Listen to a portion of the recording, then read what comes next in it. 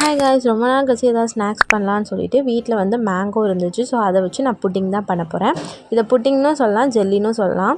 ரொம்ப நாளாக இந்த ஆடில் வர மாதிரிலாம் பண்ணணும்னு ஆசை. அந்த மாதிரி தான் ட்ரை பண்ணேன். சூப்பராகவே வந்துச்சு.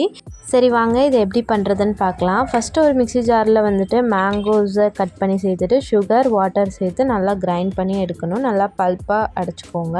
அப்புறம் இன்னொரு பேனில் வந்துட்டு சுகரை வந்து கேரமலைஸ் பண்ண போகிறோம். அதுக்கு 4 டேபிள் ஸ்பூன் ஆஃப் சுகர் சேர்த்து அதை கேரமல் பண்ணி எந்த பாத்திரத்தில் நம்ம பண்ண போகிறோமோ அதில் ஊற்றி வச்சுக்கோங்க.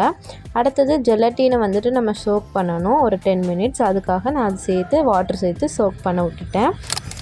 திரும்ப அதே பேனில் அந்த மேங்கோ பல்ப்பையும் சேர்த்துட்டு 10 மினிட்ஸ் சோக் பண்ணியிருந்தேன். ஜெலட்டினையும் ஆட் பண்ணிக்கிட்டேன்.